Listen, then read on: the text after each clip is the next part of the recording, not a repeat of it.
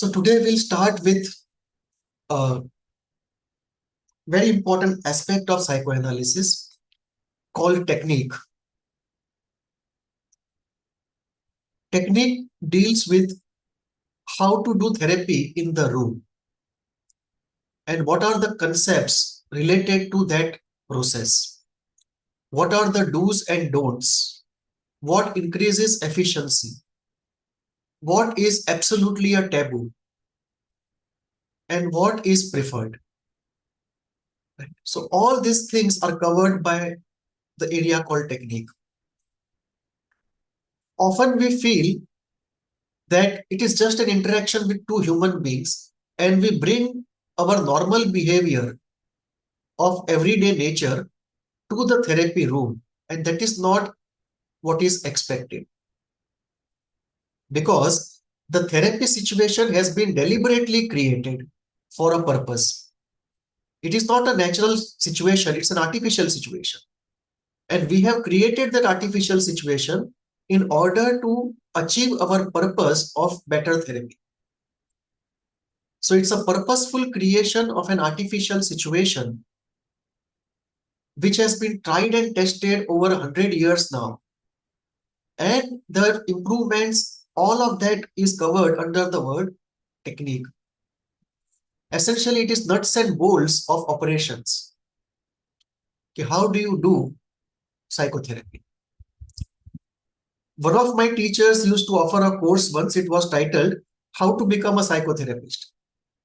And this was offered to those who had completed their program of psychotherapy. Because once you come out with the conceptual knowledge, and the second stage where you become a good therapist, between is a transitional phase. And in that transitional phase, just as in colleges you have a faculty development program, this is almost like a therapist development program. This was offered under the title, How Do I Become a Therapist? But we will look at technique as a very important aspect of psychotherapy, more especially psychoanalytic psychotherapy. And what we have to do is, whatever we do, we have to keep asking why as far as we can go with our answers. Like, if somebody has not come on time, the normal tendency is just to pick up the phone and call him. Okay, are you coming or not coming? Are you late? Now, should you do this or not do this is a question of technique. So what is natural? We put a question why even to that natural thing. And once we put that question, we realize that in the frame of therapy, something which is naturally appropriate may not be appropriate. The reason being, we are looking at implications of that in terms of the unconscious, which in a natural flow of things which don't do. Like if you have an appointment with your friend and he is late by 15 minutes, it's very natural to pick up the call and ask him if he's coming or not, or if he's late or stuck somewhere. You don't think at that moment what will happen to his unconscious if I put this call across. But here we are constantly asking this question, what will happen in the unconscious if we do act A or act B? Or converse of it, if we don't do act A or don't do act B. So acts of commission and acts of omission, both are scrutinized with the question why. And the context is whether I do it or I don't do it, what implication does it have for the unconscious and therefore for the healing of the patient.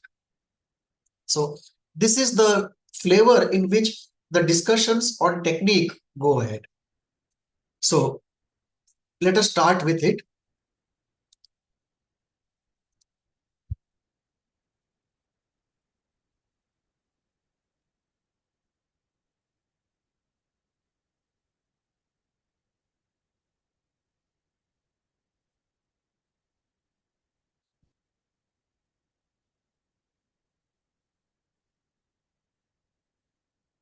So we start with the first part of technique, which is called the frame, or the psychoanalytic frame, or the frame of therapy.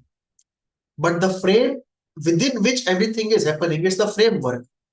Think of it like a wooden frame And inside of the wooden frame, the whole therapy is happening. This is like the skeletal structure in which the functional part of therapy is happening. So let us look at that frame. In technique, we call it the frame. So let us first look at what is technique and then we go to the frame. Technique is an area in psychoanalysis that deals with how to do therapy, concepts related to doing therapy, conduct of therapy, implication of law on therapy, as well as termination of therapy. Technique deals with both verbal and non-verbal part of therapy because it's a misnomer that therapy happens only in words or only in language. A lot of therapy happens outside of language, outside of words. For example, the whole process is, we will see in the process of technique, processes like transference, counter-transference, projective identification, use of silence, containment, providing a safe space, uninterrupted amoral listening. All of these are tools of therapy. Silence is a very powerful tool of therapy. Not making an intervention is a very powerful tool of therapy. And all of these are non-verbal. So technique deals with both verbal and non-verbal part of therapy. Technique also deals with legal and contractual aspects of therapy. Like there are legal aspects of therapy. For example, lawfully under every country, there is some provision that you will maintain confidentiality, that what you will charge the patient will be explicitly told to the patient before the therapy begins. In case you cannot continue the therapy for some reason, either you are sick or you are too old or you are moving out of the city or just the compatibility is not there, then how do you hand over the patient to somebody else? It's a very critical thing, handing over. It can be extremely traumatic if the handing over is not properly managed. So all those and the legal aspect of it. How far can you keep confidentiality? Can you have a relationship with the patient outside of the therapy? So these are all law created things. For example, in India, you cannot have a relationship with the patient for 6 months after the therapy ends, which is different from USA where it is 2 years. Okay, for 2 years after the therapy ends, you cannot have a personal relationship with the patient. In India, it is 6 months. In that sense, we are more liberal. Technique is without doubt based on primary knowledge of the school one follows. The technique is heavily a function of concepts. As I said before, your idea of pathogenesis will determine your healing technique. If you believe that you are dealing with a narcissistic patient, and there can be two different beliefs. Classical Freudian, Kleinian, Bionian schools will say, the moment he makes a narcissistic statement, interpret it. Don't allow him to live in an unreal fantasy world. Bring in reality. And Kohut will say exactly the opposite. He will say, allow him to live out his narcissism. Don't interpret it. If you interpret it, it will get more repressed. Now, both techniques will be different. And obviously, for one group, one technique will work. Another group, another technique will work. Or probably in the course of therapy, initial the cohesion technique may work. And later on, the classical technique may work. So technique is always a function of the school you are following. For example, Freudian, Kleinian, Bionian technique is classical on the couch.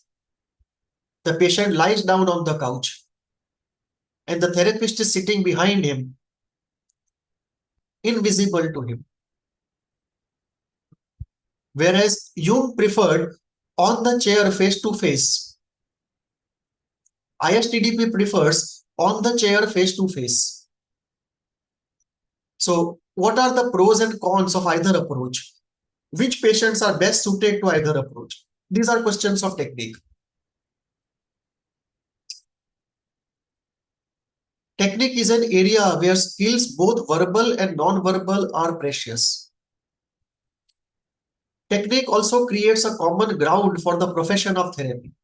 In the sense, there are certain common things in technique of every school of psychoanalysis, which may not be true with CBT.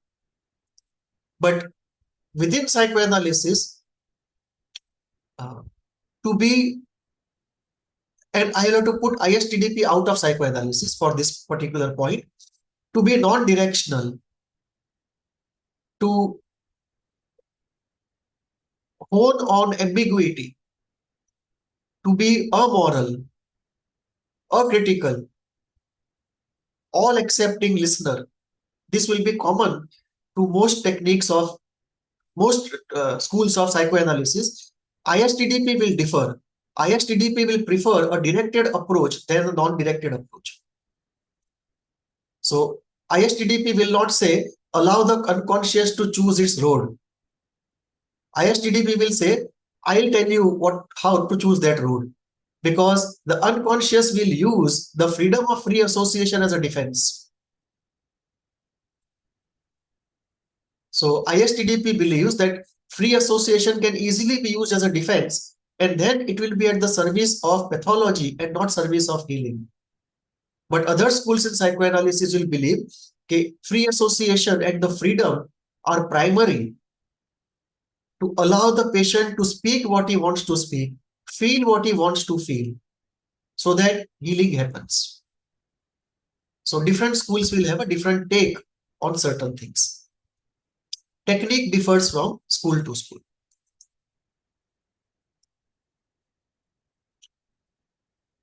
Next important question is, why do we require all these things? Why technique in the first place? What is wrong if we meet and talk to people just like we meet people every day and talk to them?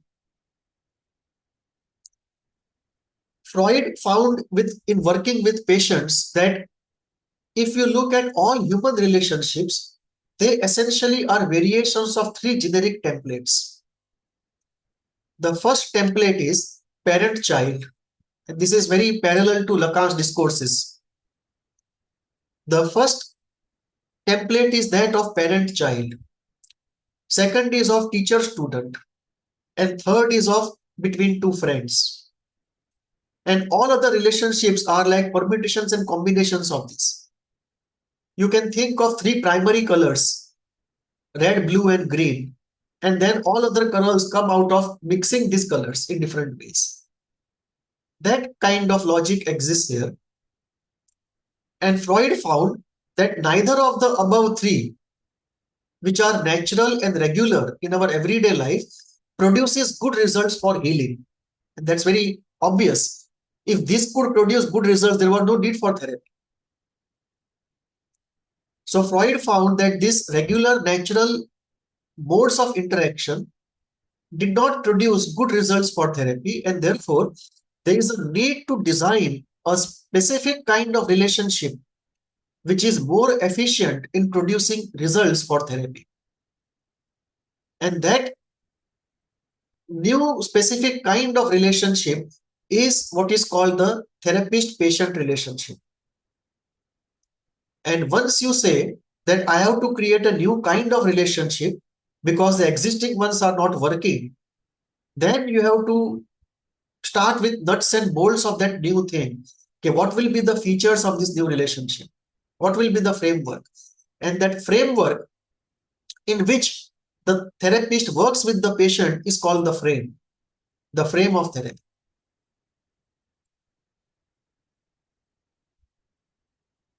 Much of the framework is discussed with the patient before the therapy begins. You may not go into depth of everything like we are doing, but you may mention the whole frame of therapy to the patient before the therapy begins.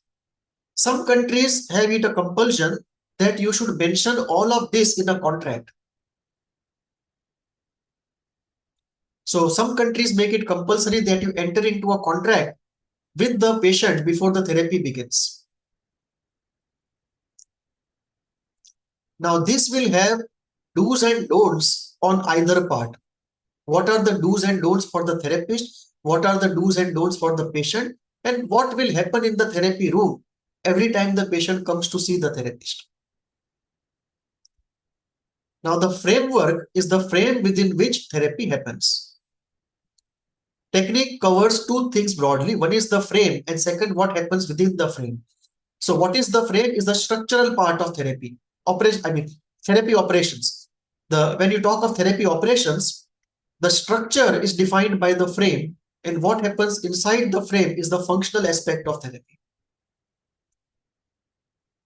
Now, why the frame is so important and so unique to psychoanalysis? It's not unique to psychoanalysis, but so critical to psychoanalysis. It's important to note that psychoanalysis is a state-based therapy. What do we mean by that? We mean that you have the setup in a way that the patient is facilitated to go in certain states, and in that state, your tools are applied. The process happens. Let us take an example. If you go for hypnotherapy, they will first put you into a trance, and once you are into a trance, they will apply their tools. Tools will be unique to them, tools which they may have borrowed from CBT, tools they may have borrowed from acceptance commitment therapy, tools they may have even borrowed from psychoanalysis. So it is a state-based therapy, meaning first you have to create a state, take the patient into the state, and once the patient is into that state, you apply your process and your tools. There will be some forms of therapy which are not state-based therapies. They don't create any state. For example, if you go into logotherapy, if you go into humanistic therapy, existential therapy, they don't create any state. But in psychoanalysis, in ISTDP, in hypnotherapy, we definitely create a state. How do we create a state? In hypnotherapy, by taking the person into a trance by using relaxation techniques. So we first create the state of trance and then do our work in hypnotherapy. In psychoanalysis, we have the couch, we have the room, which is very dimly lit or not violently lit, not garish, and the person lies down on the couch, and this position facilitates regression. It facilitates rest. It facilitates exploration of the unconscious. And by the therapist not being in the front, being out of his side, the issues of looking into somebody's eyes and feeling ashamed when one is discussing one's shameful part of life, those parts are taken care of.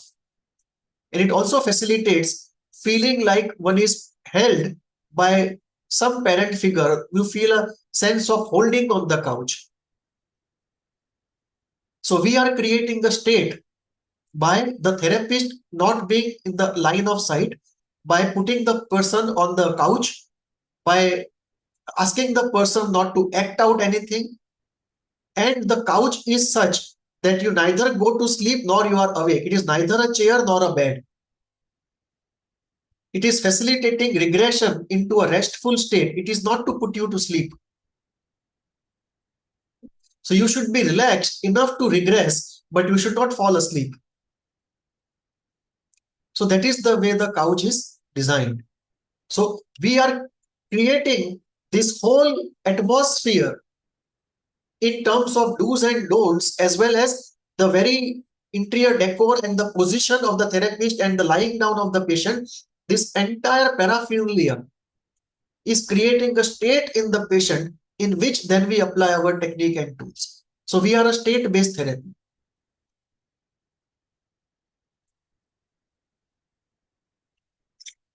So let us look at the frame of therapy. The frame of therapy has a very important element of constancy, which means the person should come to the same place, same time, same day, week after week after week.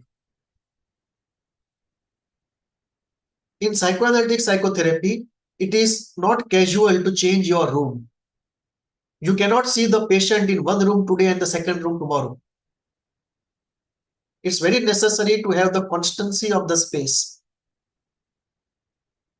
As far as possible, no changes should be made to the room. If it is necessary, make minimum amount of changes. The person must get the feeling of stability. This goes so far that in certain mental health institutions, you have uniform for the psychiatrists and therapists, so that the constancy is maintained. And the day you don't put on a uniform, you can see people getting more anxious or people getting asking you what has happened or not feeling easy, not feeling comfortable. I'm talking of extremely disturbed patients. Uh, I'll give my own example.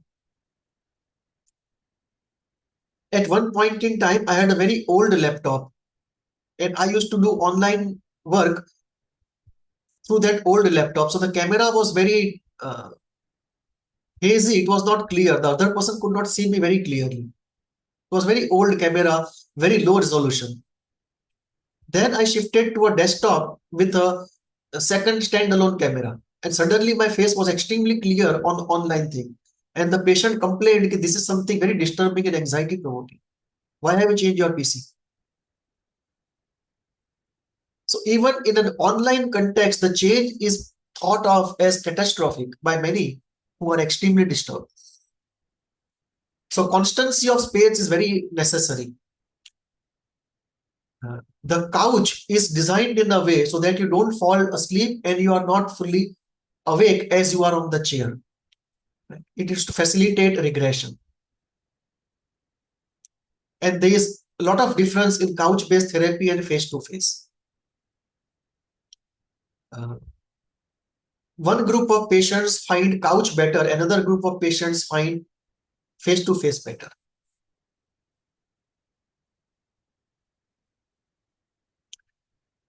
Patients who have difficulty of shame, they find couch much better.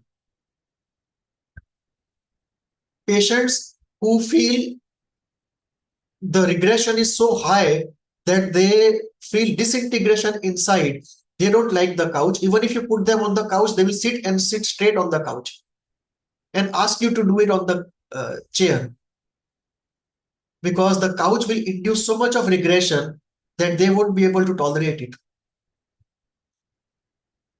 And they will be moving from a neurotic state to a psychosis-like state, induced by the frame. So that group is better taken care of by face-to-face till they become okay, healthy enough to go back on the couch. And some who are so healthy, where there is neither a regression problem nor a shame problem, they can do it face-to-face.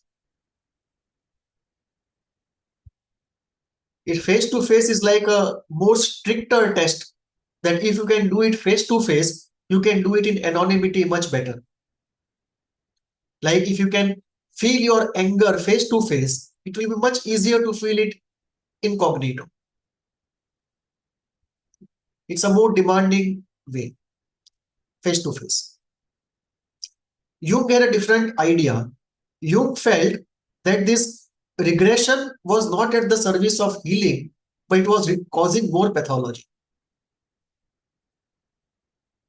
This regression on the couch, Jung had a very different idea about it, and therefore he dispensed with the couch and he took on the chair face-to-face.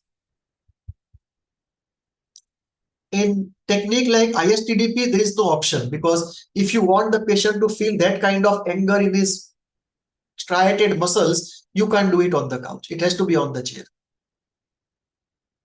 Like in hypnotherapy, you cannot do it on the chair. You can't get trance in that position.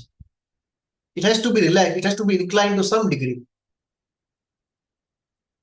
So the necessity of a school also dictates the frame. The couch should not be as big as a bed. It should not be so thin that you fear falling off and you are in anxiety while you're lying down. It should not be found too small by anybody who is obese, and that would create another wave of inferiority.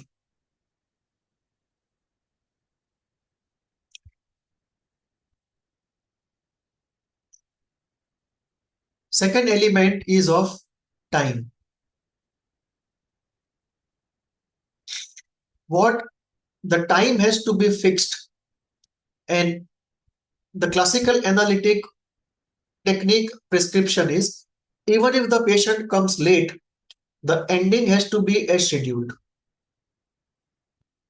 And even if the patient comes early, he should be allowed into the room only at the scheduled time.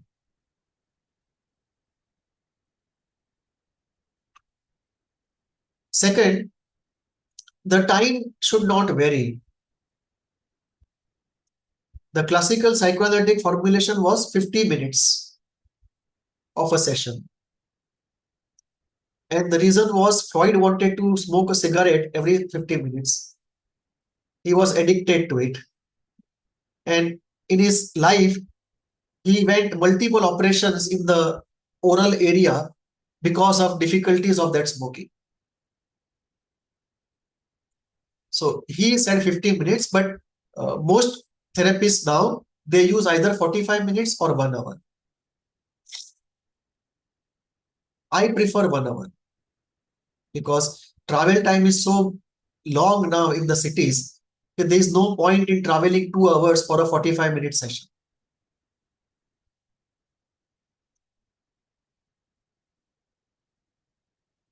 The second element is, what about variable session? Now, Lacan was thrown out of the International Psychoanalytic Society precisely because of the variable session. Because this is one of the sacrosanct elements of psychoanalysis. The steadiness, constancy, and the predictability of the frame. You can't toy with the frame.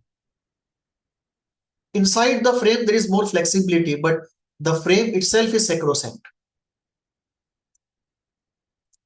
So, what happens with variable session, and when is variable session advantageous and when is a fixed session advantageous? Which group of patients benefit from either, and which group of patients lose from either? Patients who are in need of stability, holding and containment, who are suffering from catastrophic thinking, fragmentation, anxiety, terror of something unpredictable happening, they gain from fixed predictable session. The constancy of the time is one of the stable factors in their life. The stability of the frame provides them some stability where everything is blowing apart into pieces. Because there is a whirlpool inside, and in that whirlpool, they feel a leaf in the wind situation. And the only stable branch they are holding on to is the constancy of frame. So this constancy of frame is very important for anybody who is suffering from anxiety, terror of unpredictability, fear of the unknown, continuous catastrophic thinking that something wrong will happen, or just a unbearable flight of ideas, unbearable flight of emotions. They are like leaf in the wind wanting to hold on to a branch. Now, if you offer them a variable session, right, the leaf will actually be blown off.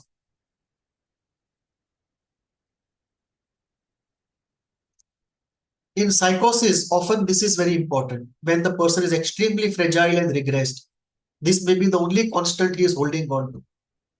And the constancy also provides a freedom from challenge, because a variable session will mean it's a challenge. That if you don't perform well, I will terminate the session.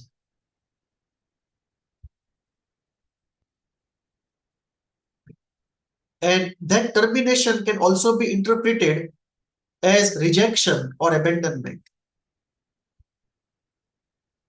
That I did not perform well, I am not good enough, and therefore the therapist terminated the session, that I was not good enough. I was not focused on the point. Or I came to the right point and the therapist used termination as an act of interpretation to emphasize the just point I made, and that would can be interpreted to say that this therapist is a mother who will give only so much and no more. He will emphasize only one good point that I come to, but won't give me 3 or 4 good points in one session. Or he is making me confirm to his ideas that once you reach a good critical point, you should just think about it and not move on to anything else. Now, this is a forced conformity. He never asked me if I wanted that way.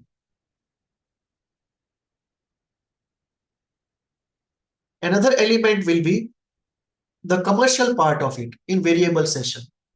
I pay for 1 hour and you kick me out in 15 minutes. Now, if you kick me out in 15 minutes, why don't you reduce your pay also by that much? If it is a variable session, why not variable pay?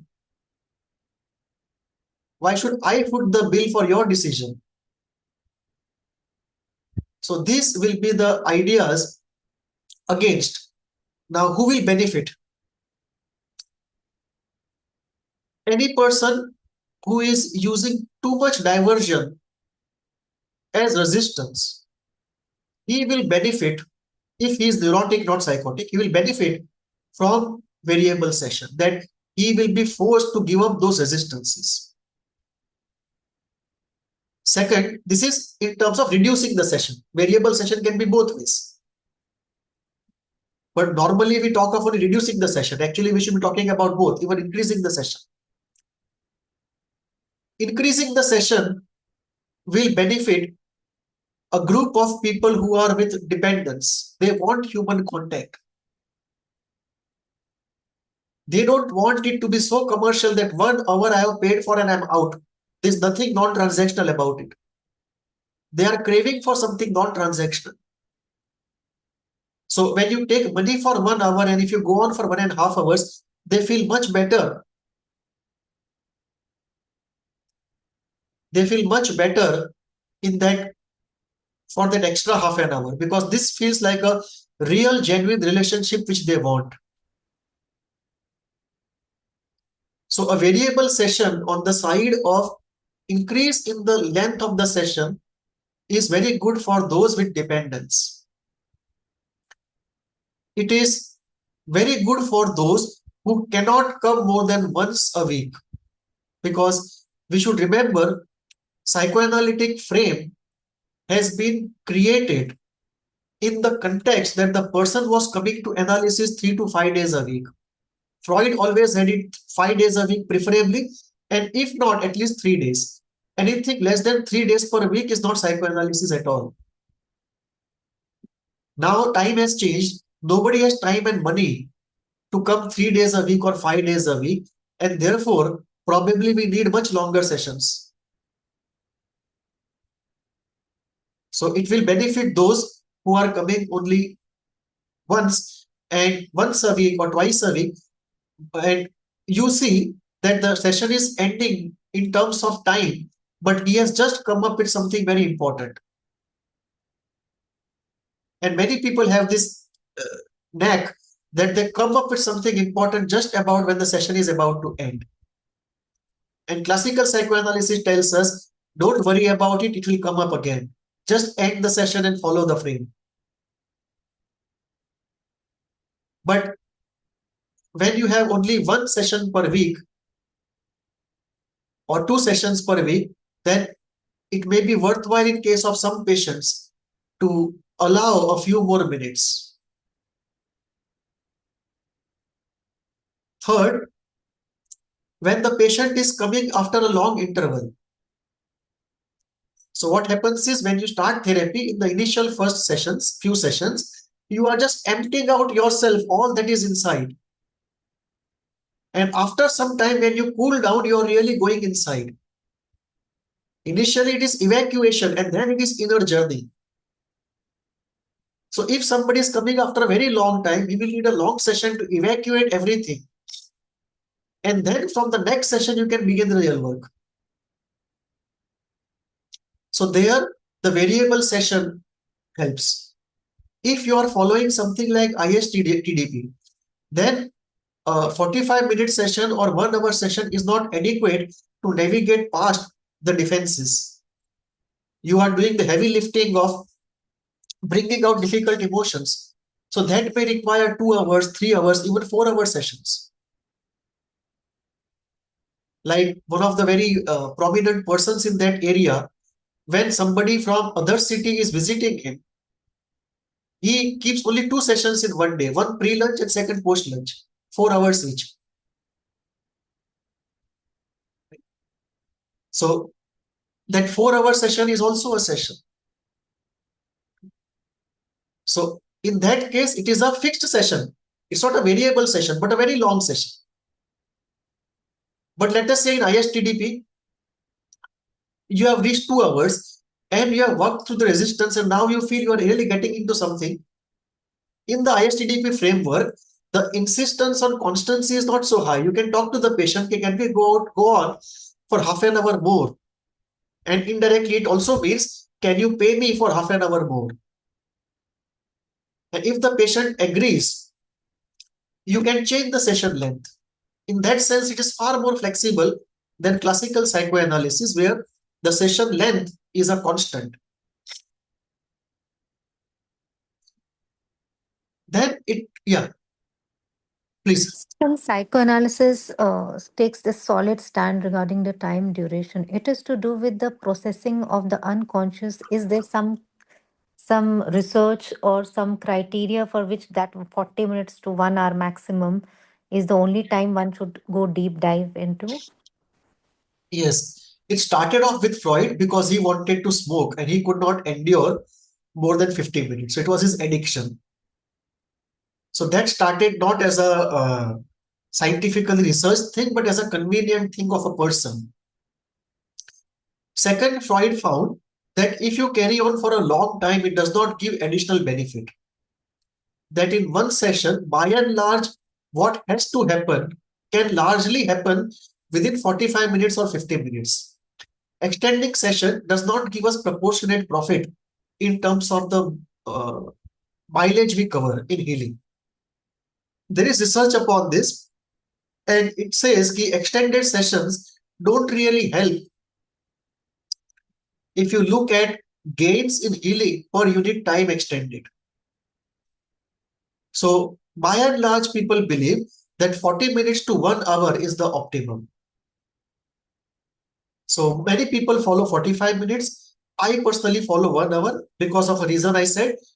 Traffic has become so much, it takes 2 hours to come and go. It's impractical to have a 45-minute session for a 2 hour journey. Any more questions? Okay. Uh, how many sessions per week? Classical psychoanalysis says less than 3 is no psychoanalysis at all. So you must have minimum 3, which again is difficult in the practical circumstances. Carl Jung had a different opinion. He used to say 2 per week is optimum. And in extreme cases, he would take 3. But Jung's method was 2 per week is optimum. I agree to some extent with his method. I also follow 2 per week by and large, unless somebody needs 3. And if somebody just cannot do it, then 1 per week. But I prefer 2 is optimum. When should these 2 sessions happen? Uh,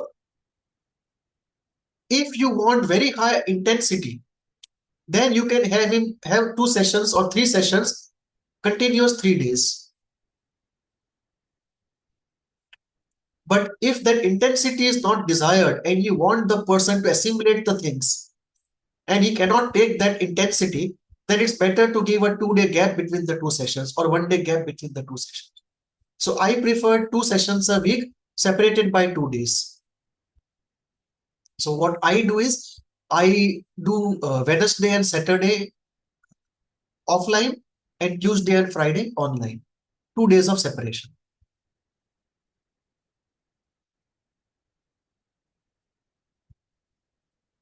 how do you, sorry, cancellation. What is your cancellation policy? So all of this has to be, as I said, in the contract and discussed with the patient before the therapy begins. Cancellation policy means that if the patient cancels before scheduled time, he gets the payment back or he does not have to pay. Otherwise, he has to pay even if he does not come. So the strictest cancellation policy I have seen in practice is of one of my supervisors. He would announce every year in December or November what are going to be his vacation dates for the next year. And the patient was supposed to have vacations on those very days. Apart from those days, whether the patient is ill or he has emergency, whatever the reason, he has to pay. Even if he does not come, he has to pay. This was his cancellation policy, that you will not pay only if in those scheduled holidays you don't come. This is one extreme. Another way of doing it is, many people have a 1 week cancellation policy, meaning you have to announce a week before, I am not coming, then you don't have to pay. But even if you announce 3 days before, you still have to pay. Now, why this is so? This is so because when the therapy gets deeper and more difficult material comes up, the patient has a tendency to cancel sessions to avoid difficult emotions. And you have done a lot of work, and now the harvesting season has come. And just when you have to harvest, the patient goes absent. Right? And he actually sabotages his own healing because of a short-term pain that he fears. If you have a cancellation policy and the financial aspect goes against cancellation, chances are that he will still endure and come, and you will be able to do much more for him than you would be able to do by allowing him a cancellation with no cost. Most common cancellation policy is 3 days. And you can have a no cancellation policy also. But that is not strictly psychoanalysis. But many people have no cancellation policy. Even if you don't come, and even if you say, I'm sorry, I just did not come, you don't have to pay. Another element is of seriousness. But what if the cancellation is from the therapist's side? So it's a very good question. The frame of the therapy has a power differential. It's a hierarchical frame. It's not a democratic frame. And the power is with the therapist. So if the therapist cancels, he has the privilege, the patient doesn't have the privilege. So it's an unequal hierarchical, power-wise unequal hierarchical frame. And that's one of the criticism of psychoanalysis. It creates a hierarchical situation. And we create it because we want omnipotent projections. And we want the person to project omnipotence and internalize it, because many people have the same problem. They don't have internalization of a good, reliable, stable object. And the way it can happen is they project omnipotence and internalize it back. So this hierarchical difference also facilitates the projection of omnipotence. It also facilitates projection of the parent figure. That the parent-child relationship, the parent has unequal power. The parent has more power than the child. So it's an unequal thing. The therapist can have privilege. The patient cannot have the privilege. On the other hand, therapist has to satisfy more do's and don'ts, but the patient is completely free. The patient is free to speak bad words in the session. The therapist is not free to speak bad words in the session. The patient is free to expresses aggression, the therapist is not free to express his aggression. The patient is free to tell the therapist, I am in love with you. The therapist cannot tell the patient, I am in love with you. So the freedom of the patient is far higher in functional terms. When it comes to the static element of the frame, the privilege of the therapist is higher. So in technique, we have two elements, the static element of the frame and the functional elements inside.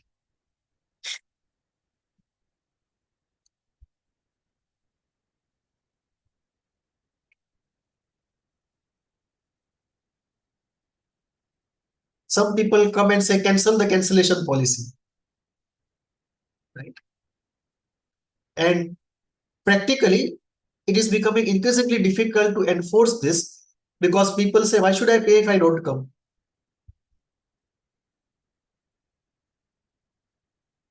But the difficulty is, unlike in other areas, if the time is given to you, there is no way a therapist can find a substitute to use the time. It is just wasted. Because in most patients, as we said, the timings are constant. You can't change the timing. I can't ask patient X, ki patient Y is not coming, why don't you come in his place? Because I can't disturb the schedule of patient X. And I cannot call up a call center and say, if somebody wants, please come. So if a patient does not come, that time is wasted. It cannot be adjusted in any other way. Because he is not coming this time, next week again he is coming. So I can't take even a new patient in that time. Because as I said, the constancy of the time, space, and the process has to be there. Now, a very important element, the anonymity of the therapist. The therapist should be a blank screen. Yes. We did not say anything about the cost. Yeah, sorry, I forgot. The cost has to be mentioned upfront to the person. And in psychoanalytic frame, related to cost, there is something called the sliding scale.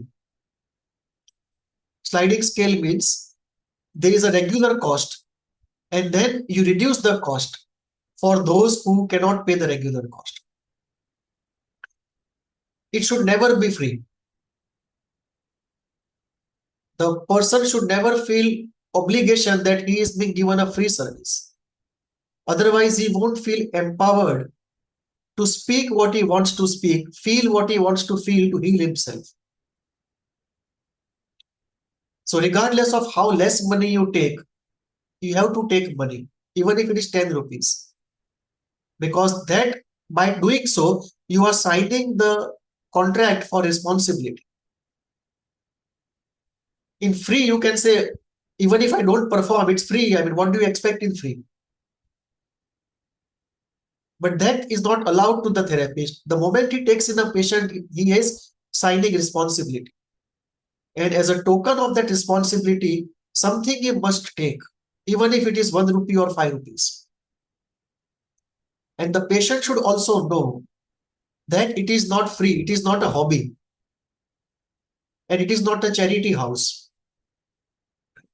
This is a professional service where he has to sincerely and seriously participate.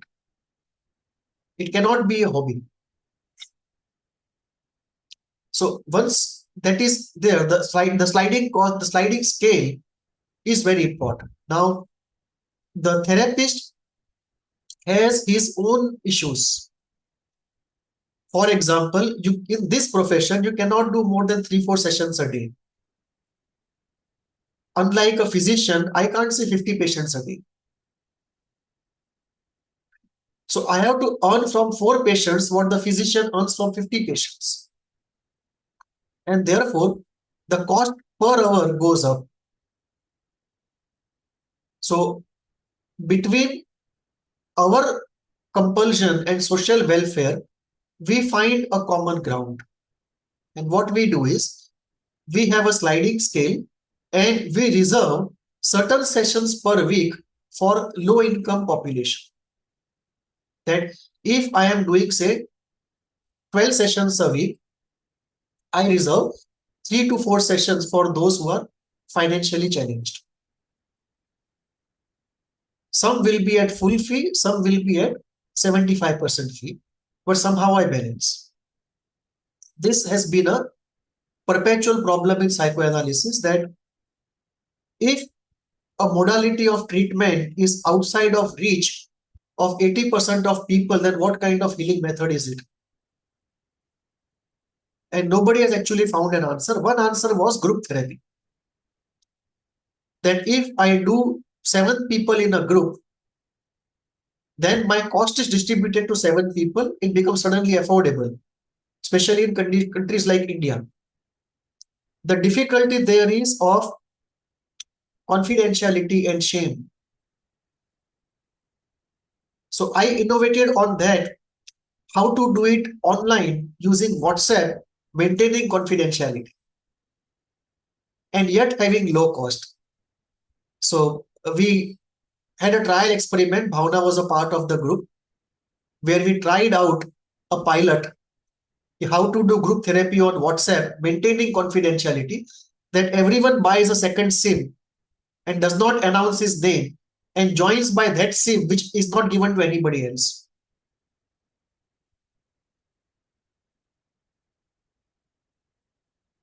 And everyone joins the false name.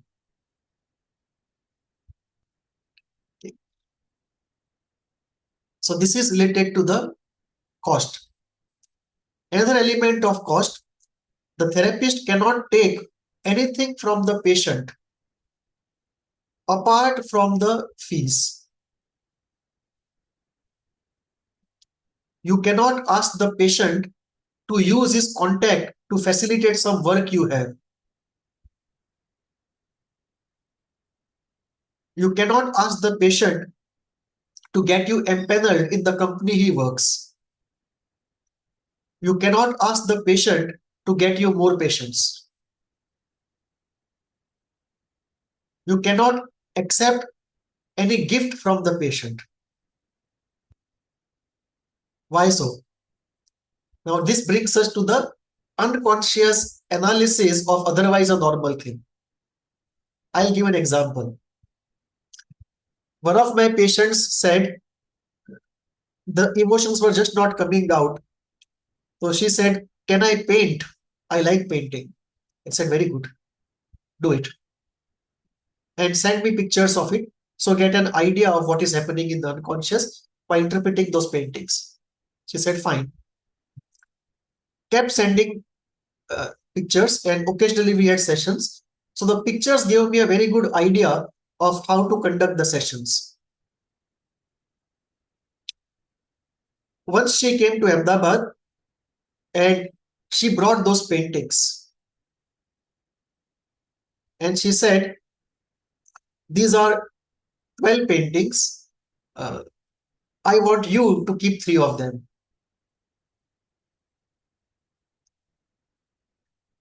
Now, I kept it with me because I was in the holistic framework, but psychoanalytically, this is a taboo. Because unconsciously, what the patient is saying is, "We have produced 12 babies, I am keeping 9 and you keep these 3.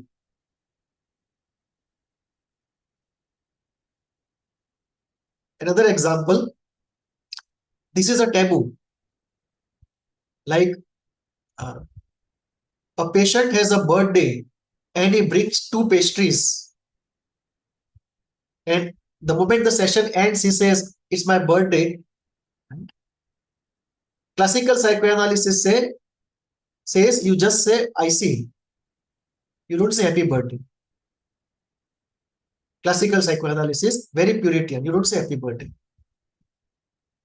Slightly taking liberty, being more practical, you would say happy birthday. Now, if you look at a normal point of view, what is so great in saying happy birthday? Is it not rude and socially brash not to do it? How will we feel? If somebody says it's my birthday and you don't say happy birthday, are you not traumatizing him more? Because this is a kind of a rejection and an assault, that even if you tell me it's your birthday, I would wish you happy birthday. You don't deserve that. So now what do? You wish happy birthday and he puts two pastries on the table. Now you are in a dharma sankat. You are not supposed to socialize with the patient. If you eat the pastry with him, it's that kind of socialization, fraternizing. If you don't do it, he feels abandoned, rejected. So one of the best ways is to clear all this out before you start therapy. That we are not supposed to have any relationship outside of the patient-therapist relationship. Or you can just put the two pastries back and say, I'm sorry, I would have loved to have it, but my guidelines don't permit me to do it. I'm sorry for that. We still will reduce the blow by 50%, but the blow still will be there. Maybe 25%, but the blow will be there. That I have come to you with such enthusiasm, and his projections of parental figures will be there on you. So in the unconscious, it is the child coming to the father and saying, it's my birthday, I have got these two pastries. You have one and I have one. And you are saying, no, I can't have it with you.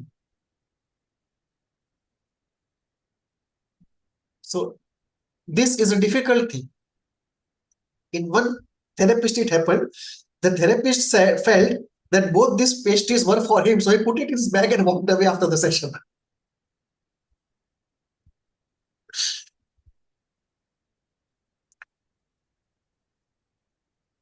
So this is a very important element, that the cost is only fee. You cannot have anything in kind. You cannot have any gift. You cannot get any work done. You cannot get new patients. You cannot ask him to market you. You cannot ask him to follow you on social media. You cannot ask him to do anything for you. You cannot ask his husband, her husband, or her relative or anybody to do anything for you. There should be nothing coming from the patient to you except the fee. That is the ethical part of it. Nothing in kind, no Diwali gift, no sweet boxes, nothing. This is so important. Yeah. Sir, I absolutely see your point and I appreciate it. And I would like to very much practice it. But I believe that in certain cases, the prerogative should be given to the analyst to decide from each situation. Because I remember, forgive my doubts because I come from a different location, so I don't intend to offend. But the 1980 textbook comprehensive textbook of psychiatry said, if the patient's ego strength is very low, he is a psychotic patient, then it is okay to take gift from him, give him some gift, and go to him, go with him for food or party or you know, that kind of natural human non-therapeutic relationship to Okay. some extent. Let me respond to this with 3 points. Sir. One is what you say is, I agree with you personally, though psychoanalysis will not agree with you. But I personally agree with you that uh, heavens are not going to fall if you take a deviation from the frame once in a while. Yeah. Like somebody giving you a gift and you just take it and just put it with you, and then he forgets and you forget. That I think is a more practical way in many cases than to refuse and then to address the outcomes of that refusal in subsequent 3 sessions. Because The moment you refuse, it's not going to be consequence free. You will have to allocate some sessions, which is a cost to him, it is time to him. Yes. One. Two, as you rightly said, very fragile patients, they can't take that rejection. Dependent patients can't take that rejection. Histrionic patients can't take that rejection. Some psychotic patients can't take that rejection. People who have failed serially in their lives cannot take that rejection. So these are exceptions where small things like a pastry or a chocolate or something or a painting, uh, even if it's a breach of the strictest conditions, it's okay once in a while. We should not extend it to anything in kind, like asking him to do something for you, those kind of things. That is a kind of a real taboo, not to cross that line. So that is one part of it. Second part of it is meeting him outside the therapy room. That is problematic because that is like crossing the line, and this can have very difficult consequences on the patient because that is like a major break in the frame. Just accepting a gift once on the birthday or painting something uh, is a minor break in the frame with both uh, unprofitable and profitable consequences differing from patient to patient. A different ratio of both, and it can easily be more profitable than loss making in certain groups of patients. But meeting the patient outside of the therapy room is a major break of the frame that should be avoided. Now, what are the exception, extreme exception? One of the scandalous things from an analytic point of view that happened was by one of the therapists, Winnicott, who took a patient home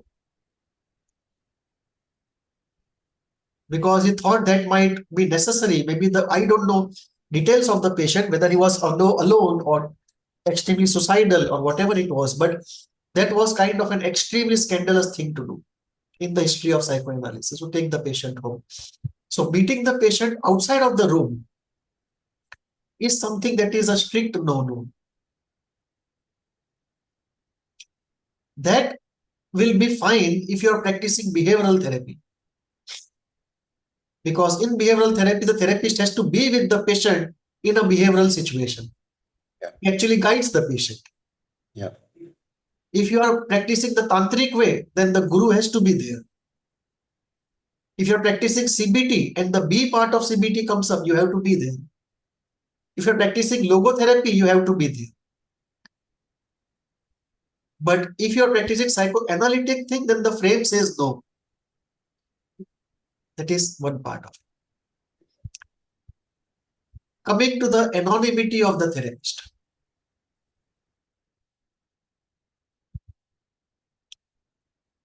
Anonymity is very important because once you are a blank screen, projections can happen on you.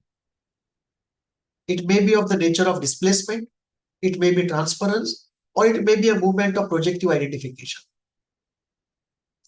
And you are soliciting that thing because once that thing becomes active, you can work with it and solve it, resolve it. Remember Freud's journey. Initially, he thought of transference as a difficulty, and later he thought of that as one of the most valuable tools of analysis. So he moved from uh, transference resistance to resistance to transference. Initially, he saw transference as a resistance, and then transference not coming up, he saw as a resistance. So today we know it's one of the most valuable tools of analysis, and anonymity is very important because if you are not a blank screen, transferences will not come easily. Because once the real you is known, you are no longer a blank screen.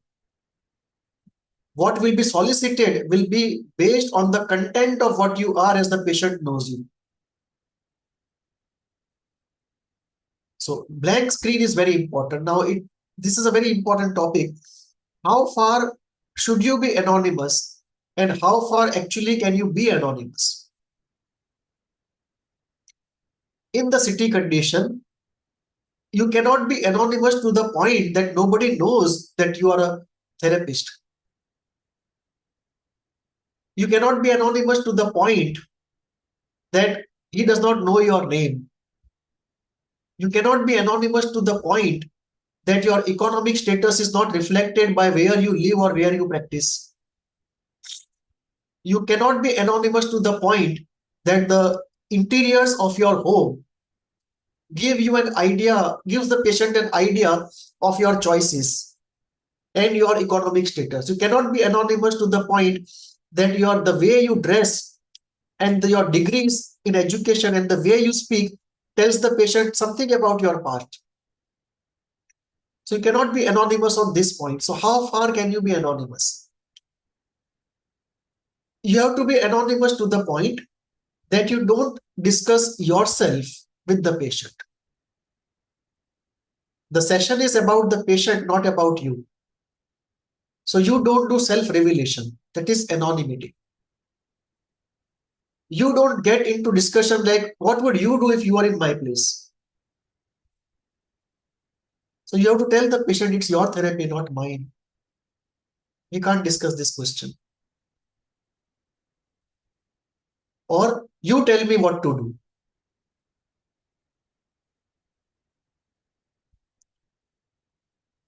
It's a resistance of submission.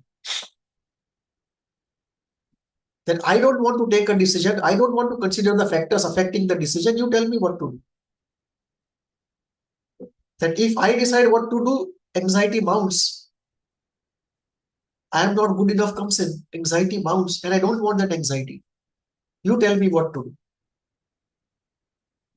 So it is a resistance of submission. So there you have to say me. You have to decide, not me. Or he says, what should I do? And some people say, only you would know that. Now, anonymity will also mean you don't go into social media as far as possible. Psychoanalysis, strictly speaking, will ask you not to be on the social media. And under no circumstances allow the patient to be a group member related to you on the social media. Because that will be a complete break of anonymity. He will know you completely inside out. Because you will be expressing yourself on the social media. Anonymity can go to the extent that if I knew of somebody who was a very good music player and also a therapist, and his supervisor asked him, you choose what you want to do. If you want to be a musician, don't be a psychoanalytic psychotherapist. If you want to be a psychoanalytic psychotherapist, don't play publicly the music. Don't give programs. And he actually had to give up music, and he gave up music. Anonymity will also mean that you don't enter the room after the patient enters.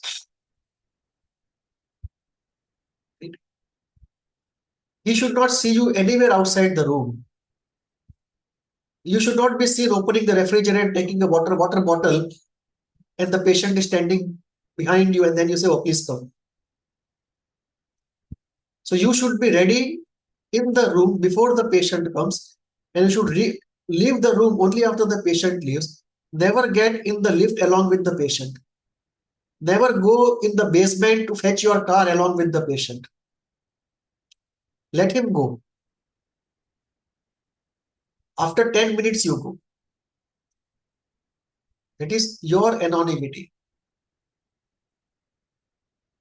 Some people go to the extent they don't even declare they're practicing psychotherapy. It is only by certain word of mouth that people come to know. Now, these people have a different source of income, so they can do that. Like there are some professors who are also practicing as therapists. The main income is coming from college salary. So they do practice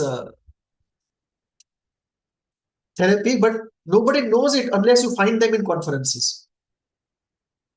And unless you go into the conference, meet them in the conference and ask them, they won't tell you I'm practicing therapy. So they maintain that anonymity to that extent. Coming to Freud, Freud had interest in all these artifacts, ancient artifacts, and they were lined up in his room, therapy room, if you see. You can see it online. Freud's therapy room, if you go to Google Images, you can see that. So that was a breach that Freud committed because the patient came to know many things about him just by looking at the artifacts and the cost of it. Where your office is located, that also tells you a lot about you in terms of preference and in terms of economic status. What is more important about anonymity is that you don't become an element of discussion in the session. For example, even if the patient knows something about you, the effect of it on the transference cannot be avoided. That once you know the reality of somebody, your transference definitely changes. That cannot be avoided. But what can be avoided is that your real information doesn't become a subject of discussion.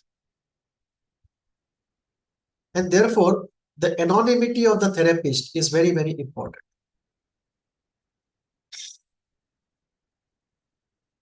Should we break for a cup of tea?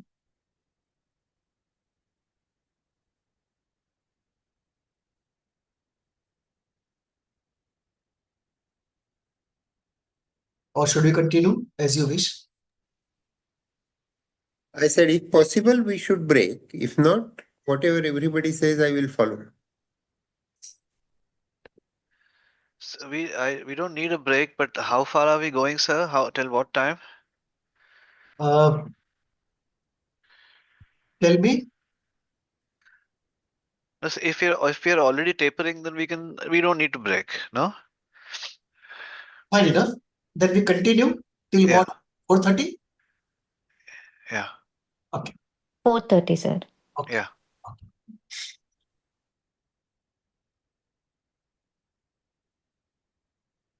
So anonymity of the therapist.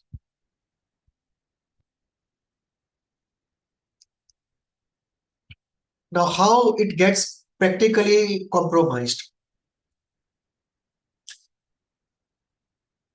In a small city, it's very difficult to maintain anonymity. Everyone knows everyone. In the era of internet and social media, it's difficult to maintain anonymity.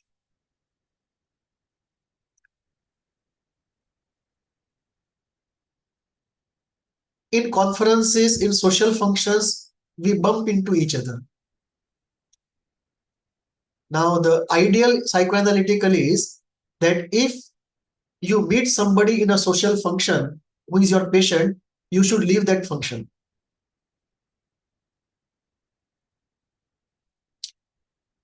That kind of Puritan, very few people follow. Puritan way, very few people follow.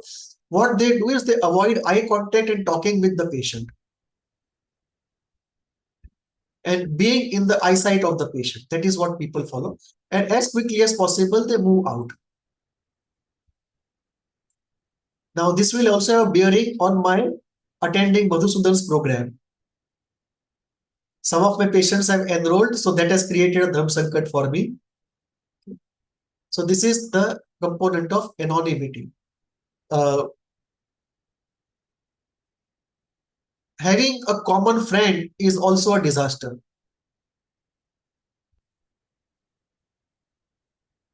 Because you will maintain anonymity, the common friend is not going to maintain anonymity.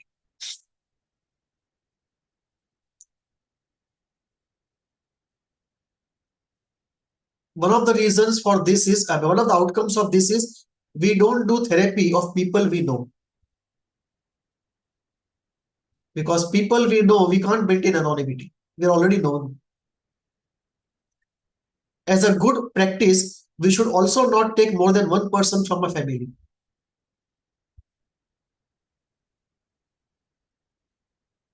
As a good practice, we should also not take friends or spouses.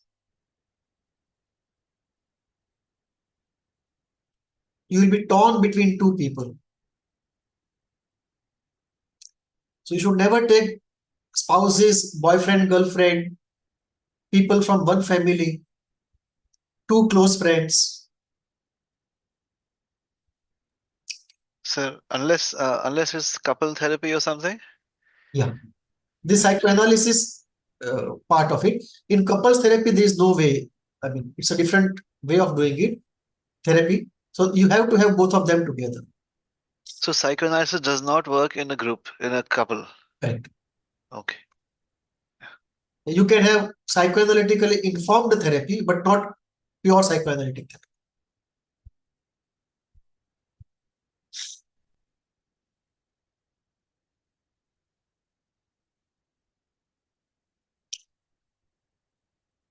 Another element of the frame is the expression of the patient. The patient will come and express himself.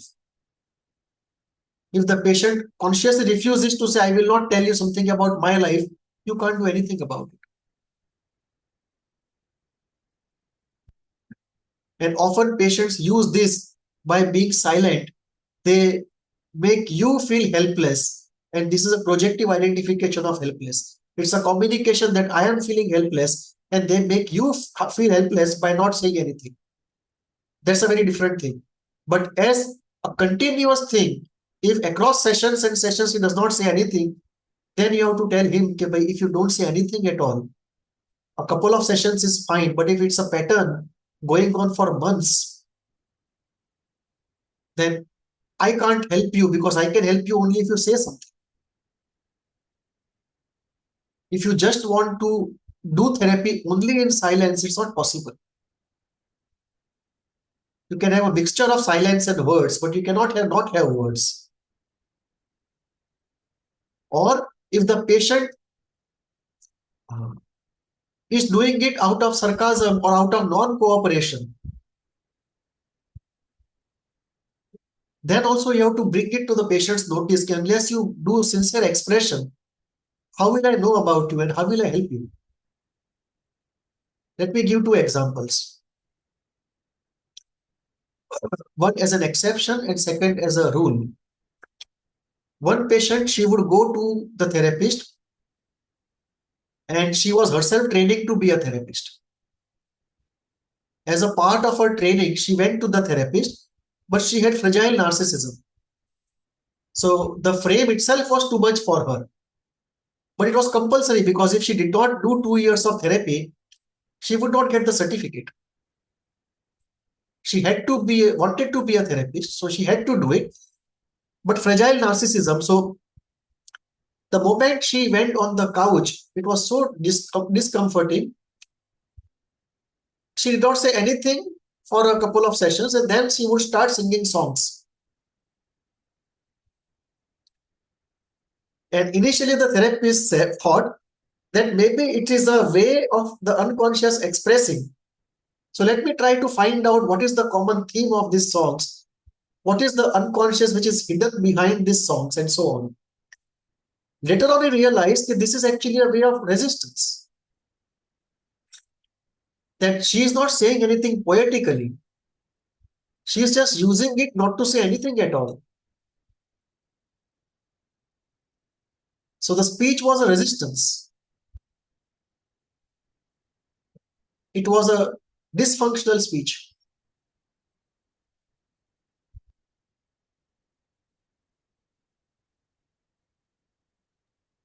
Sir, doesn't that take a remarkable amount of not just fragile but extreme narcissism to be able to manipulate the situation in such a way that not a single one of your emotions can come out?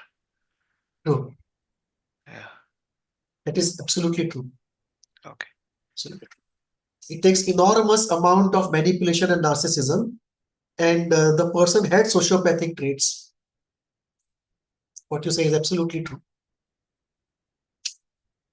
And as it happened then, the following event was that the therapist complained that I can't do this if this happens continues. that if you want to do therapy, you do therapy. If you don't want to do, don't do. But what is the point of wasting your time and my time?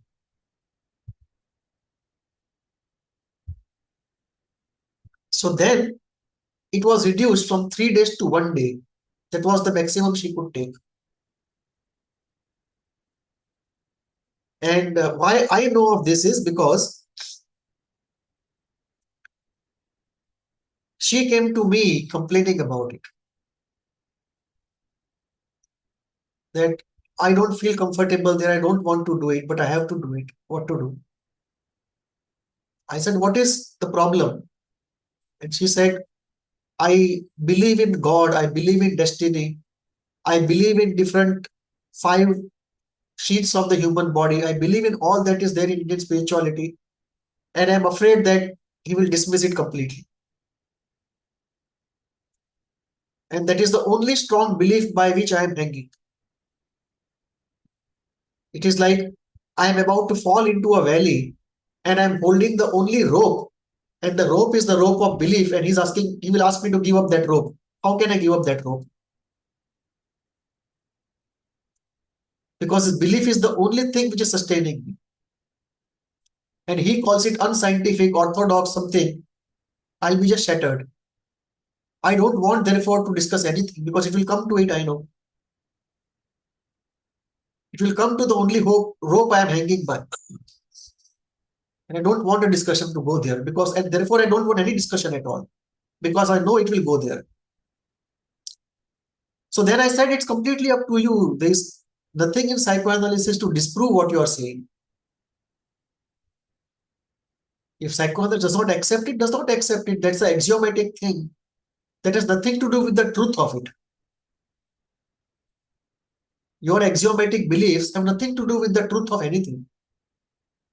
It's just that the conceptual structure of knowledge that you have is based upon something axiomatic, and it happens to be this thing which is axiomatic.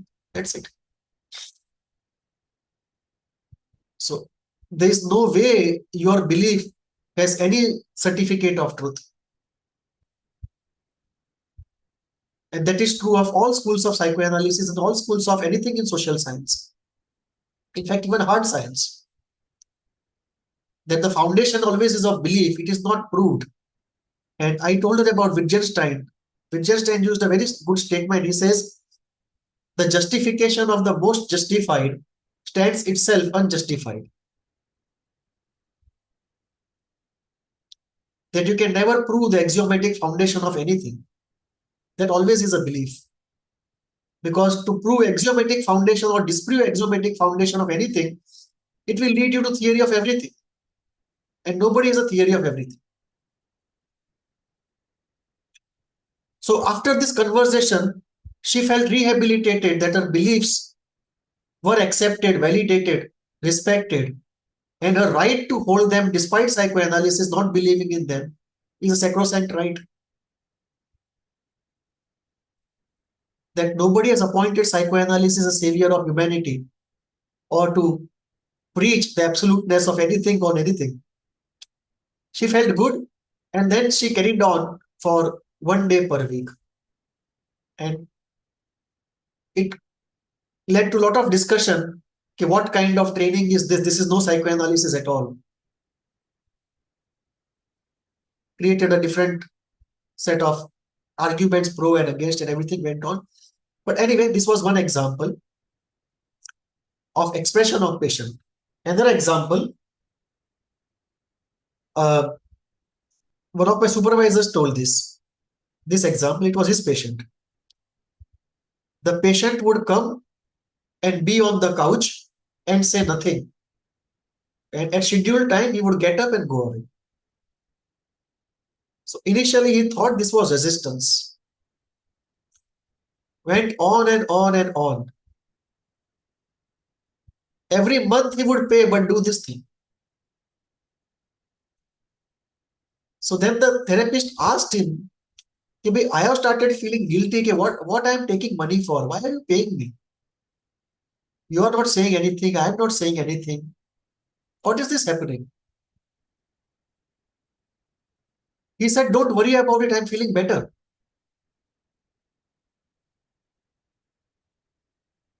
that I am paying you because I'm getting something, I'm getting better.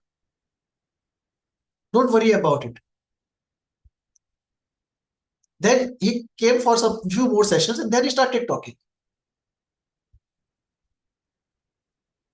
But that was a very offbeat event in terms of expression of the patient.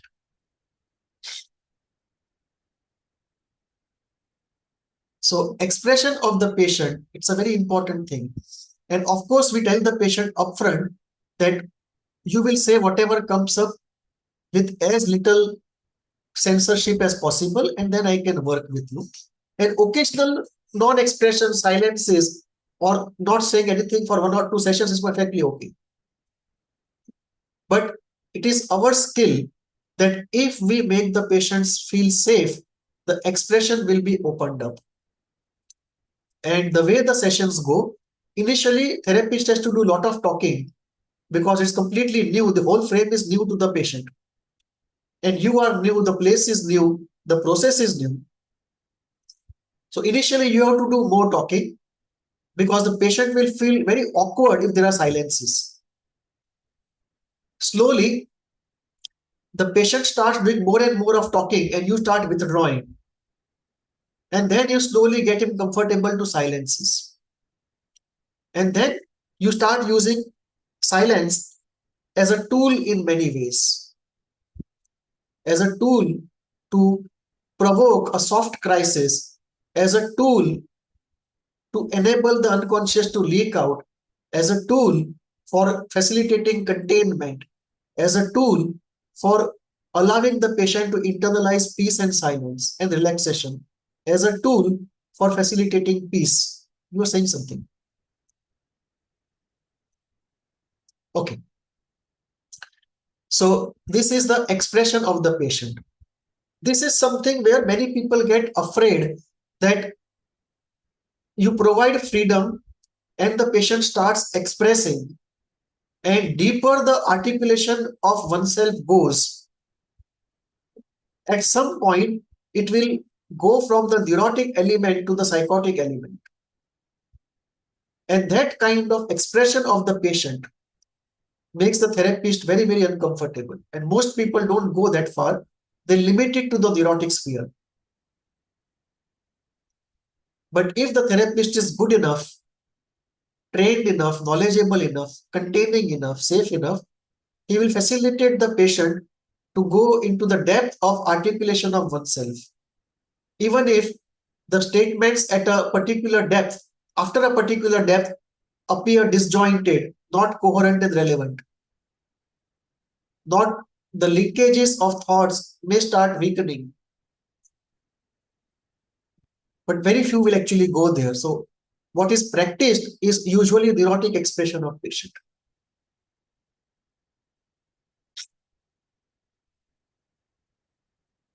Intervention of the therapist. The therapist will intervene, and intervention does not necessarily mean interpretation. Interpretation is one particular form of intervention. You can have a second form of intervention, which is silence. That the patient says something and expects you to say something, you just don't say it.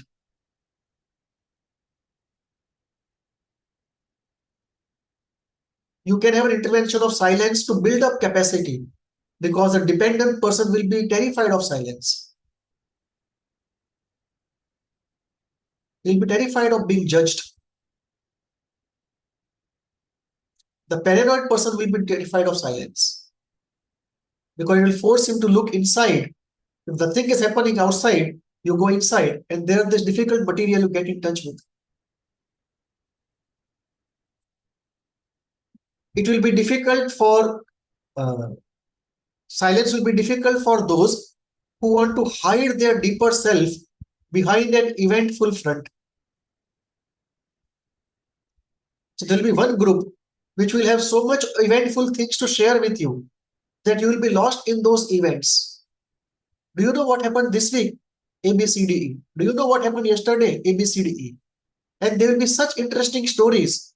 They will even give you dreams because they know you will be interested in dreams. And all of it is to keep you at the surface so you don't go into the depth of them. I recently met a person who had this tendency that deep into himself he was a very emotional and ethical person. But the front he had put up was that of a sociopath, which was the reverse. Usually people are sociopaths and they put up a gentleman's front. Here it was the reverse.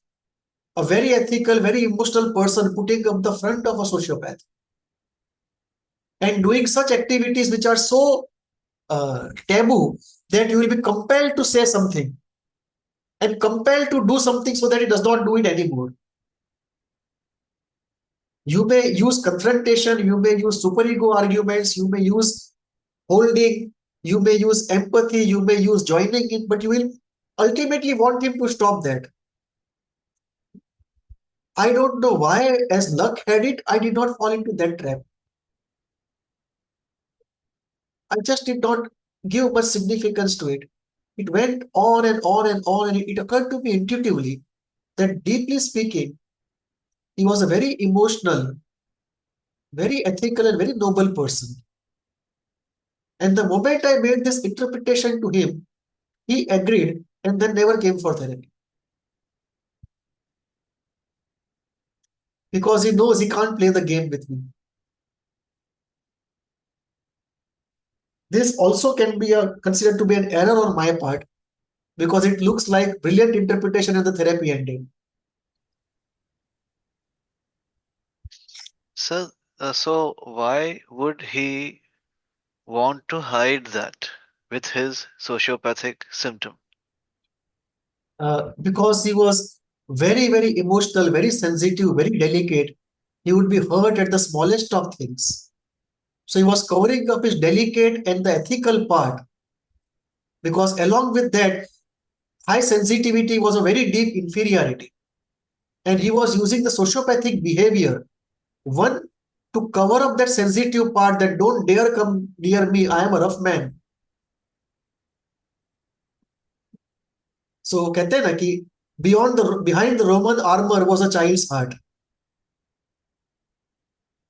It was So, that kind of thing.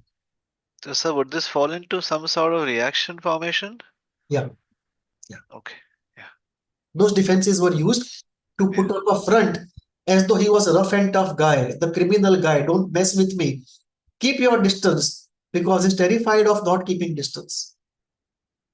If he doesn't keep distance, somebody comes close and hurts him, it's unbearable. So to high sensitivity means high hurt. Solution is keep people away. How do you keep people away and not attack you? They should not only keep away but also not attack you. So you create that rough and tough criminal front that I am this rough and tough criminal person. Don't dare come near me. But actually he was a very ethical and very deeply emotional, sensitive person. And once he knew okay, the front is gone, he would not come to explore that part that is too sensitive, too touchy.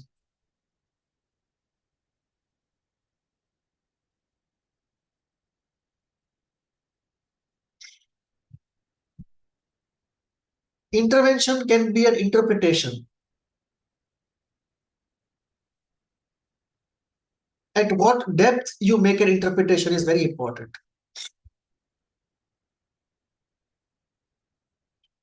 Timing of the interpretation has to be very important. Interpretation has to be such that the patient can take it. Because there is something called therapeutic alliance. Meaning, in the patient, there is a healthy part and a sick part. In the therapist, there is a healthy part and a sick part. And the healthy part of two of them come together in a therapeutic alliance. So the patient always has two parts. One part which does not want to go into therapy, does not want to do anything, the sick part, and the healthy part which wants to undertake all the pain, all the cost, all the energy to get oneself well. That is what brings him to therapy. Now, This therapeutic alliance, which is the alliance between healthy parts of two people, every time you make an interpretation, it chips away at some component of that therapeutic alliance. It reduces that capital. You use up the capital of therapeutic alliance every time you make an interpretation, because usually it hurts. So don't do such interpretations that the therapeutic capital is completely destroyed. Always follow the leaf to the branch to the trunk to the root. Never go at the root straight. It will create unbearable situation. So go for release of affect gradually. Because if you do too much, it results in what I call DAM, destructive affect mobilization. And I always say damned if you damn. That if you do that kind of thing, it's beyond the bearable capacity, and in all probability you will eject out of therapy. So interpretation has to be calibrated. In the initial 2 or 3 sessions, there is no need to make interpretations. Even if you don't, it's fine. As the therapy deepens, the interpretations also deepen. And never make the Kleinian interpretations in Kleinian language very soon. If you do it in a very softened, tempered, ordinary language, you can still pull it off.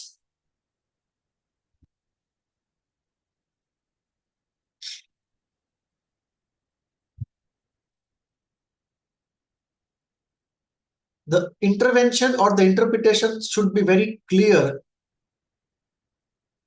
And if you want to use ambiguity, use it at the right point. Don't create unnecessary academic discussions.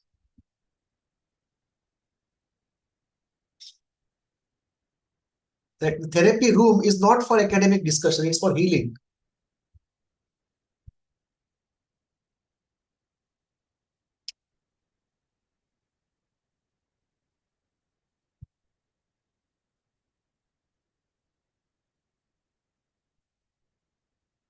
Sorry, one element of cost I forgot.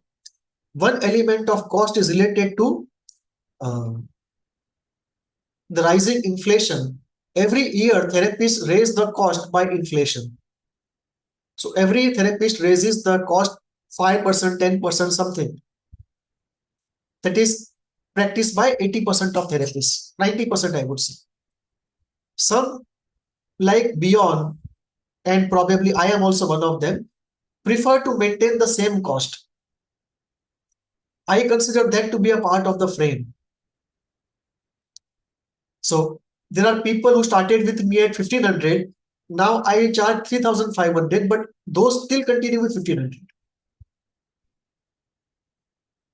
Unless they take a break from therapy for 2-3 months and rejoin, not even 2-3 months, but let's say 1 year, 6 months, and after 6 months they rejoin, or 1 year they rejoin, then I tell them that the current cost is different from what you joined in then it was.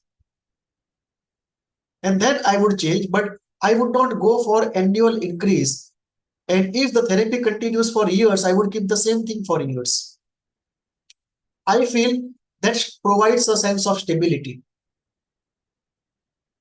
and reduces the turbulence, because this increase in cost also introduces an element of turbulence. So there is an annual scheduled increase, which I don't practice, most people do. I usually like to keep it the same as a part of the stability. It also provides a ancient vintage flavor to the relationship.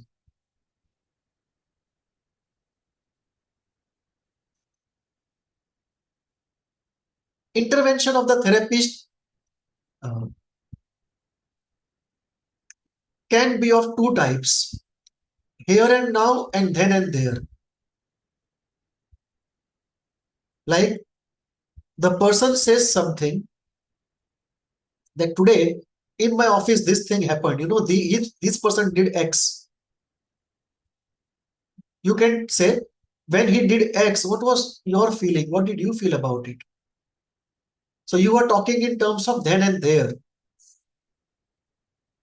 Or you can do here and now. And you can say, every time you say something about the office, you feel a sense of anxiety. Right now, you're feeling the sense of anxiety as you narrate this. Can we explore this anxiety you're feeling it right now? So what you have done is, you have converted the then and there to here and now. And here and now can be practiced in two ways. Here and now, focused on the patient, and here and now, bringing in the therapist. In Kleinian practice, they often say, bring yourself in. Meaning, what he is talking in terms of then and there, convert it into here and now, and bring it in by taking it into transference. So when he says, this person in the office, he is very bossy, he thinks something about himself.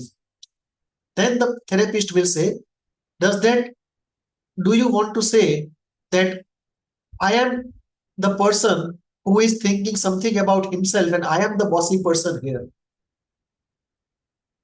Which means you are taking it in transference. Some people work purely in transference and they call it real pure psychoanalysis. And most people work partly in transference and they are mostly called psychodynamic. And this can lead to very different situations.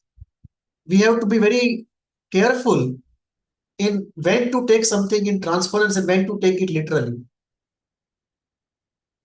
There's no need to be blind about any extreme, that either you have to take everything in transference or you never take anything in transference.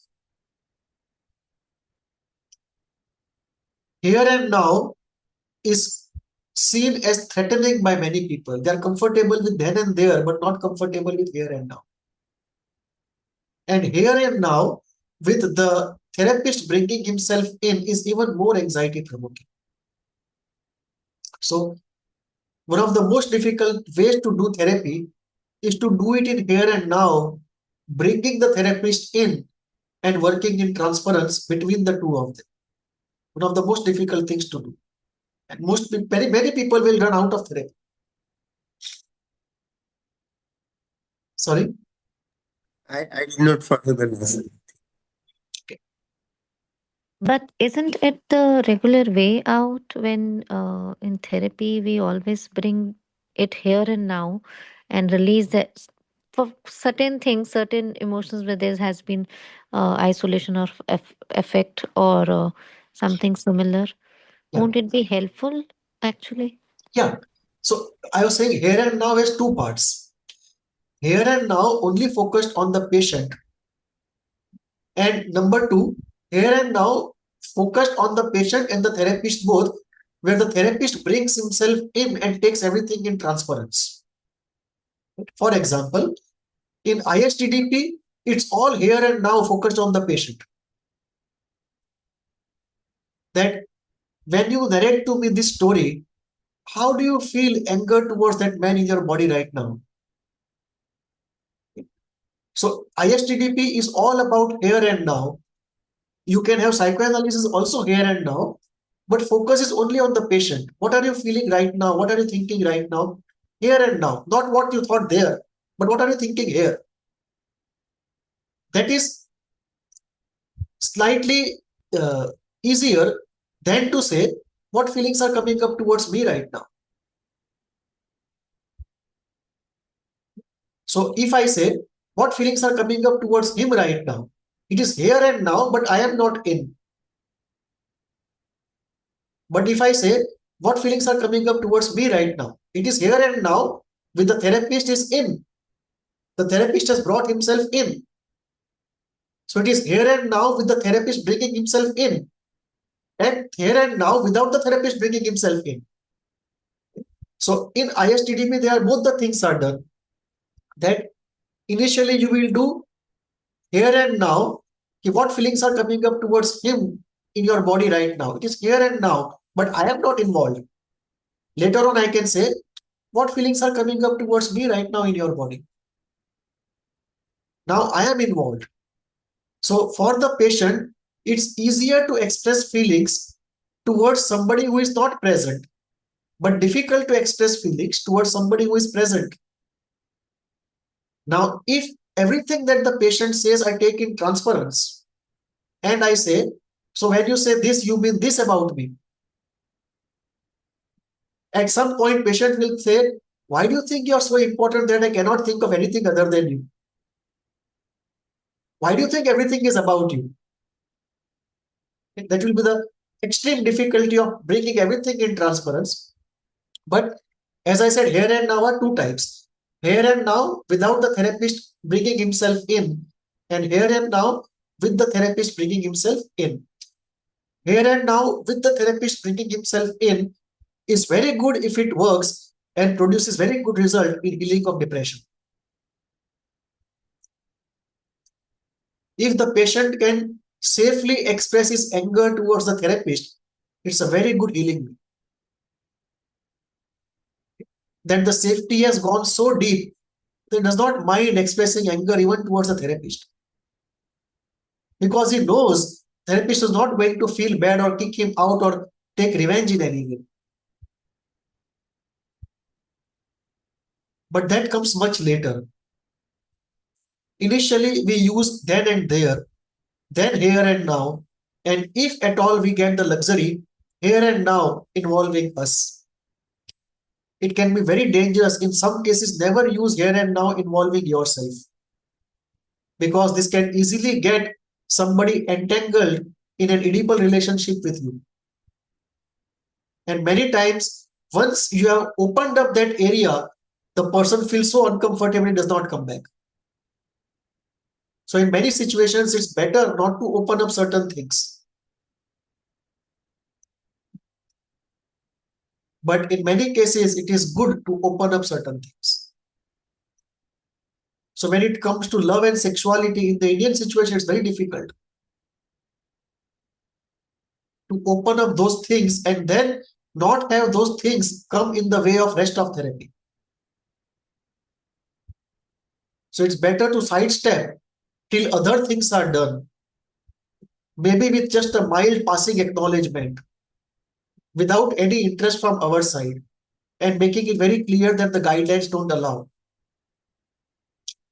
So as I said, here and now, while bringing yourself in is far more difficult than just here and now, is more difficult than then and there.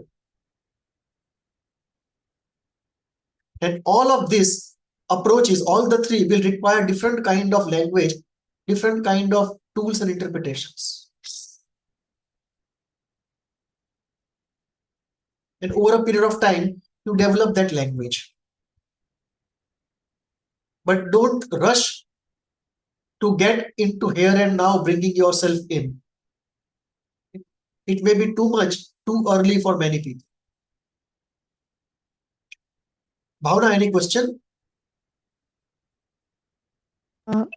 Nothing in particular, sir. So far, all clear. Any other question? We have 1 minute to go. Just an appreciative comment.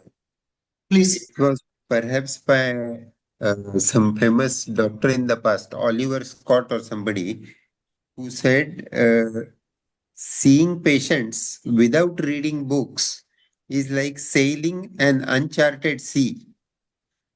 Right. But reading books without seeing patients is like never going to the sea at all. Correct.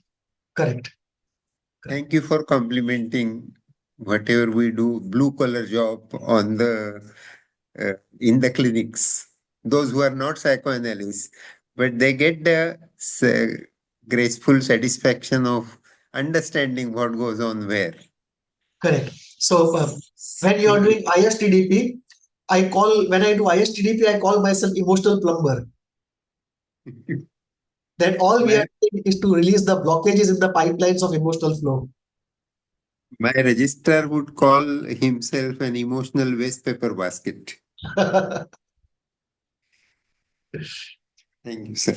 So we see that everything is so thought out in details Yeah. with reference to healing and what will happen in the unconscious and what kind of patients to uh, put to what kind of action from our end. So it's not casually done. Like you can put any kind of interior decoration, you can have any kind of chair, you can do therapy at cafe coffee day. I have seen some people doing therapy in cafe coffee day. I have seen actually doing it serially, right? That every time they have scheduled every Monday we meet at cafe coffee day and do therapy, and every time we have a different menu. कि चलो आज कुछ और करते हैं, कुछ और try करते हैं. So that kind of thing is a blasphemy in that thing because here everything that you do you have to put 5 why and find out okay, what are the implications of what you are doing and not analyze that in the framework of everyday normalcy. We have to analyze that in the framework of the unconscious and pathology. Mm. So nothing is casual, everything is thoroughly thought through in terms of its implications. Like as I said, okay, we never go with the patient in the lift. Always keep, if possible, uh, half an hour gap or 15-minute gap minimum between two patients so that they don't cross each other.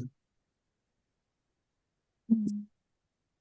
It No, goes. but if in case somebody is using, like nowadays, we use a lot of different techniques in schools during a session also. In inside the session also, we sometimes pick up the theme of art therapy. So when we are doing this, how do we contain this psychoanalytic approach, purely psychoanalytic? Certain forms of holistic healing can be done, still maintaining the psychoanalytic frame. Certain parts cannot be done. So if you are still on the couch, you are not moving from the couch, and you are just observing the patient and not doing something along with the patient, you can still maintain the frame. But once you get into action, then it is difficult to maintain the frame. Another element is reflecting, not acting. Now, once you get into activities, it's a different kind of approach to healing because this technique is based upon the premises of reflecting, not acting. It is a more inwardly driven thing, not very action driven thing. And in action, if you ask somebody, so far as you are on the couch and not with the person, you can still stretch the frame, so to say. Right. So next time what we'll do is we'll finish the next parts of the frame and then we'll go into what kind of frame for what kind of patient and what is called attacks on the frame. How do patients attack the frame in different ways? Why do they attack and how do we deal with it? Because Mm. the patients will always attack the frame and one of the simplest attack can be not coming on time or not paying on time or not cooperating with you in terms of lucid expressions. Mhm. These are all attacks on the frame. Right? And we will see how attack of the frame has to be dealt with because it may be that the attack on you is displaced onto the frame.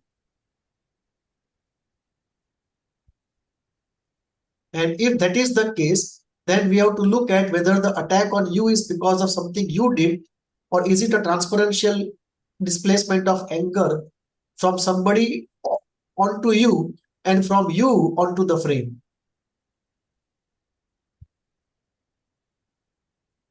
So we are past 4:30. Any more questions before we stop for the day? One remark, one should, if after doing the technique sessions, if you do therapy and you do it without it, it makes a lot of difference. Without, no, two views on that. It makes a difference. I did not follow. What did you say, sir? Doing therapy without these technique lectures and doing therapy after these technique lectures, without doubt, makes a difference. Yeah. Mm. Because nothing remains casual anymore. You know, everything is a deep element to be thought about. Mm. Sieht, was man kennt.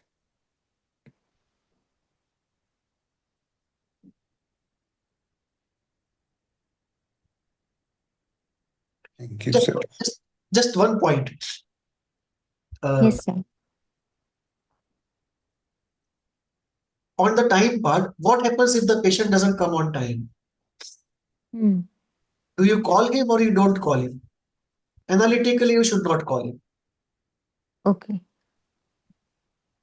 And if he comes late, bring it into discussion. Why is he late? If he does not come, if he has forgotten the session, it's a very important development Mm. that somebody forgets a session. In fact, occasionally the therapist can also forget the session. True.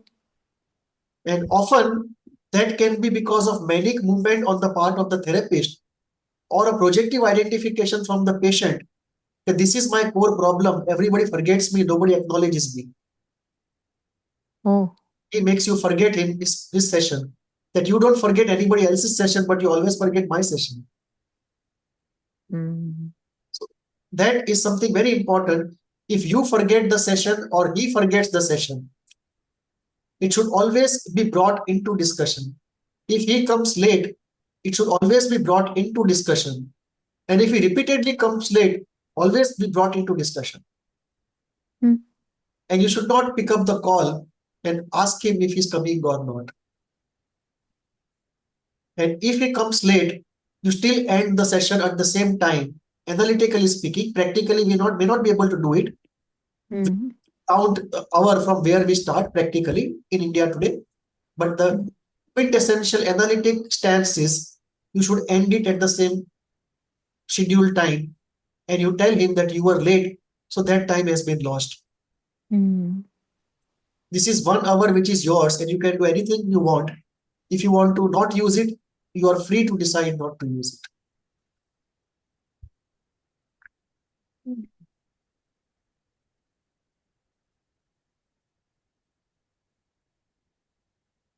That's quite Freudian.